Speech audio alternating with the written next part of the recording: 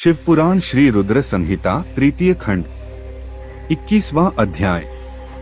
पार्वती की तपस्या।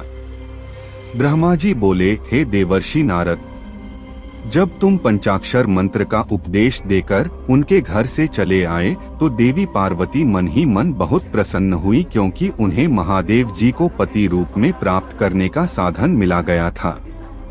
वे जान गई थीं कि त्रिलोकीनाथ भगवान शिव को सिर्फ उनकी तपस्या करके ही जीता जा सकता है।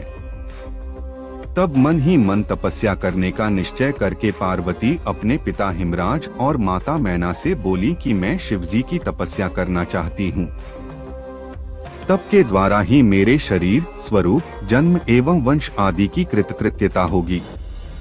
इसलिए आप मुझे तप करने की आज्ञा प्रदान करें।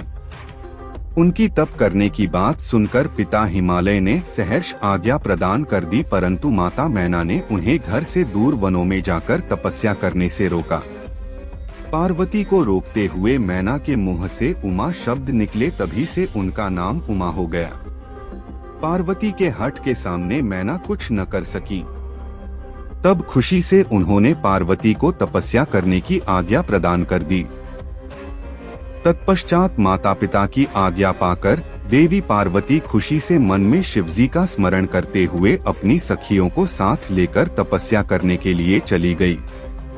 रास्ते में पार्वती ने सुंदर वस्त्रों को त्याग दिया तथा वल्कल और मृग चर्म को धारण कर लिया। उत्तम वस्त्रों का त्याग करने के उपरांत देवी गंगोत्री नामक तीर्थ की ओर चल दी। जिस स्थान पर भगवान शंकर ने घोर तपस्या की थी और जहां शिवजी ने कामदेव को भस्म कर दिया था, वह स्थान गंगावतरण तीर्थ के नाम से प्रसिद्ध है। वहीं पर देवी पार्वती ने तप करने का निश्चय किया।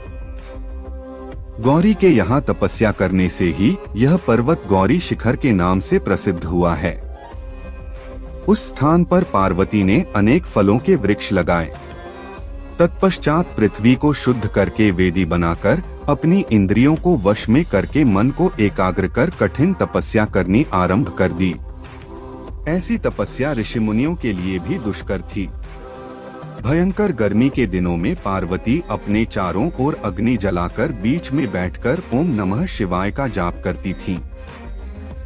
वर्षा ऋतु में वे किसी चट्टान पर अथवा वेदी पर बैठकर निरंतर जलधारा से भीगती हुई शांत भाव से मंत्र जपती रहती थीं। सर्दियों में बिना कुछ खाए ठंडे जल में बैठकर पंचाक्षर मंत्र का जाप करती थीं। कभी कभी तो वे पूरी रात बर्फ की चट्टान पर बैठकर ध्यान करती थीं। सब कुछ भूलकर वे भगवान शिव के ध्यान में मग्न होकर उनका ध्यान करती रहती थीं। समय मिलने पर अपने द्वारा लगाए गए वृक्षों को पानी देती थीं। शुद्ध हृदय वाली पार्वती आंधी तूफान, कड़ाके की सर्दी, मूसलाधार वर्षा तथा तेज धूप की परवाह किए बगैर निरंतर मनोवांछित फलों के दाता भगवान शिव का ध्यान करती रहती थीं।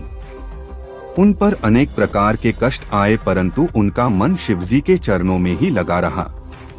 तपस्या के पहले वर्ष में उन्होंने केवल फलाहार किया।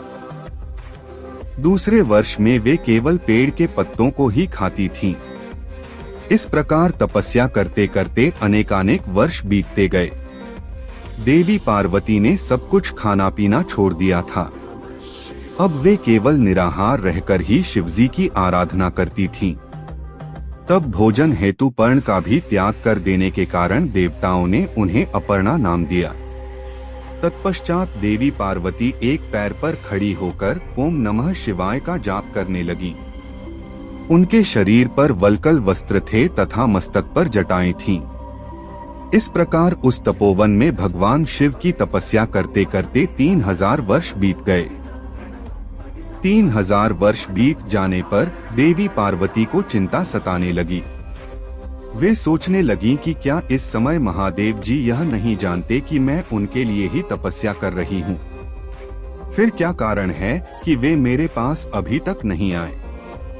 वेदों की महिमा तो यही कहती है कि भगवान शंकर सर्वज्ञ, सर्वात्मा, सब कुछ जानने वाले, सभी ऐश्वर्यों को प्रदान करने वाले, सबके मन की बातों को सुनने वाले, मनोवांछित वस्तु प्रदान करने वाले तथा समस्त दुखों को दूर करने वाले हैं। तब क्यों वे अपनी कृपा दृष्टि से मुझ दीन को कृतार्थ नहीं करते। मैंने अपनी सभी इच्छाओं और कामनाओं को त्याग कर अपना ध्यान भगवान शिव में लगाया है। भगवान, यदि मैंने पंचाक्षर मंत्र का भक्तिपूर्वक जाप किया हो तो महादेव जी आप मुझ पर प्रसन्न हो। इस प्रकार हर समय पार्वती शिवजी के चरणों के ध्यान में ही मग्न रहती थीं। जगदम्बा माँ का साक्षात अवतार देवी पार्वती की वह तपस्या परम आश्चर्यजनक थी। उनकी तपस्या सभी को मुग्ध कर देने वाली थी। उनके तप की महिमा के फलस्वरूप प्राणी और जानवर उनके ध्यान में बाधा नहीं बनते थे।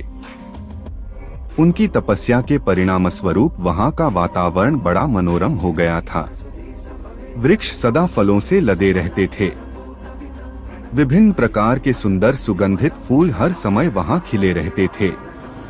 वह स्थान कैलाश पर्वत की सी शोभा पा रहा था तथा पार्वती की तपस्या की सिद्धि का साकार रूप बन गया था।